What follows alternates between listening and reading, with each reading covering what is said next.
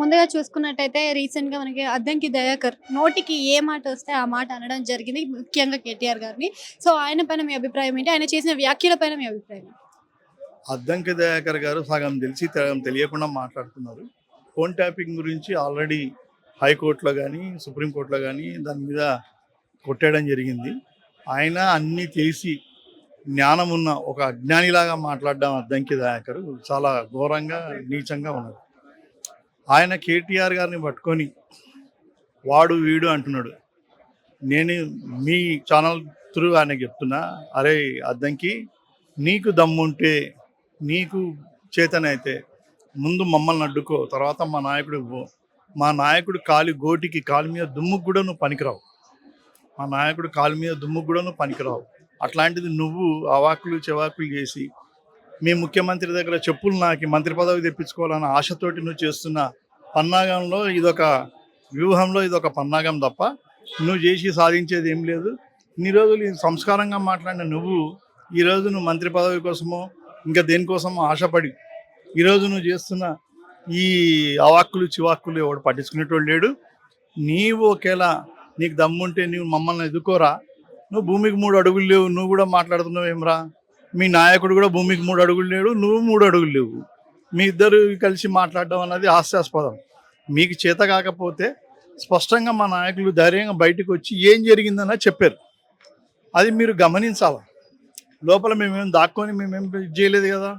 మా నాయకుడు పోలీస్ స్టేషన్లో ఏం జరిగింది, ఏం ప్రశ్నించారు, ఏం చేయలేదు అన్నది ధైర్యంగా వచ్చి చెప్పారు. మీకు దమ్ముంటే మీరు చెప్పండి. మా నాయకుడు లోపల కూర్చొని ఉంటే ప్రభాకర్ గారిని, కేటీఆర్ గారిని కలిపి ప్రశ్నిస్తున్నారు. ఇవన్నీ దొంగ నాటకాలు ఆడుతుంది ఈ దొంగ ప్రభుత్వం. ఇంత నీచంగా దిగజారే స్థితికి రేవంత్ రెడ్డి, బట్టి విక్రమార్క రావడం హాస్యాస్పదంగా ఉంది. కాబట్టి దయాకర్, నీ ఒళ్ళు దగ్గర పెట్టుకో. నీ ఇంటికి అటాక్ చేస్తాం ఫర్దర్ నువ్వు కేటీఆర్ గారు ఏమైనా మాట్లాడితే. నీ ఒళ్ళు దగ్గర పెట్టుకొని ప్రవర్తించని ఈ మీ ఛానల్ ద్వారా తెలియజేస్తుంది. సో, అదే విధంగా చూసుకున్నట్టయితే మనకి నోటిఫికేషన్స్ అయితే రాబోతున్నాయి. జెడ్పీటీసీ, ఎంపీటీసీ ఎలక్షన్స్ ఉండబోతున్నాయని మరి ఈసారి జాగృతి అనే పేరుతో సింహం గుర్తుతోటి కవితకు కూడా అడుగు పెట్టబోతుందని చెప్పేసి వార్తలు వినిపిస్తున్నాయి. దానిపైన మీ అభిప్రాయం ఏంటి అసలు? ఇది ప్రజా స్వతంత్ర దేశం. ఈ దేశంలో ఏ పార్టీ వాళ్ళు ఎక్కడి నుంచైనా నిలబడవచ్చు. ఇండిపెండెంట్లు కూడా నిలబడవచ్చు. మేము కవితక్కని గౌరవిస్తాము. ఆమె ఎంత కాదన్నా మా ఆడపడుచు. ఆమె ఎక్కడి నిలబడ్డా మాకేం బాధ లేదు. మేము ఎలక్షన్లో పార్టీలన్నీ పోరాటానికి సిద్ధం.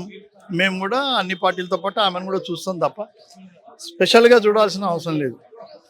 ఆమె ఒక కేసీఆర్ బిడ్డగా బయటకు వచ్చింది. మామూలుగా ఎంతోమంది మహిళలు రోడ్డు మీద తిరుగుతున్నారు, ఎంతోమంది కార్యకర్తలు మహిళలు. అంత పేరు ఎట్లా వచ్చింది ఆమెకు? కేసీఆర్ బిడ్డగా వచ్చింది. ఆమె కేసీఆర్ పేరు చెప్పుకొని ఓటు అడగాల. జాగృతి ఎక్కడదమ్మా? కేసీఆర్ గారి ద్వారా కదా వచ్చింది. కేటీఆర్ గారు కేసీఆర్ గారి పేరు చెప్పుకొని ఆమె ఓటు సంపాదించుకోవాలి. కాబట్టి ఆమె ఏది చేసినా మా నాయకుడి పేరు చెప్పుకొని, మా నాయకుల పేర్లు చెప్పుకొని ఓటు సంపాదించుకోవాలి. ఆమె ఎటుపోయినా మాకేం బాధ లేదు. మా ఓట్లు చీల్తాయని కూడా మాకు భయం లేదు. అంటే ప్రతిసారి వ్యతిరేకత చూపించుకుంటూ ప్రతి సాక్ష్యాలను బయటపెడుతున్నా అని కొన్ని వ్యాఖ్యలు చేస్తున్నారు కదా. మరి అదేమైనా ఎఫెక్ట్ అయ్యే ఛాన్సెస్ ఉంటాయంటారా జెడ్పీటీసీ, ఎంపీటీసీ ఎలక్షన్స్లో కనుక బీఆర్ఎస్ పార్టీకి? అమ్మ, ప్రజలు గమనిస్తున్నారు. ఇది రేవంత్ రెడ్డి ఆడే నాటకం. రేవంత్ రెడ్డి అక్కడ ఏది చేయాలనుకున్నా ఆమెను అడ్డం పెట్టుకొని ఎన్ని నాటకాలు వేసినా, ఒకరోజు ఒక పెళ్లిలో ఆమెను చూశాను. చీర కూడా కాంగ్రెస్ రంగు కలుపుకొని పోతుంది. అంటే ఆమె కాంగ్రెస్ వాళ్ళకు ఆమెకు దగ్గర సంబంధం ఉన్నది. కాంగ్రెస్ వాళ్ళు రెచ్చగొట్టి ఆమెతో మాట్లాడిస్తున్నారు. కాంగ్రెస్ వాళ్ళ మన రేవంత్ రెడ్డి గారు చెయ్యి ఉన్నది దీంట్లో అనేది స్పష్టంగా జనాలకు తెలుసు. కాబట్టి జనాలు అవన్నీ పట్టించుకోరు.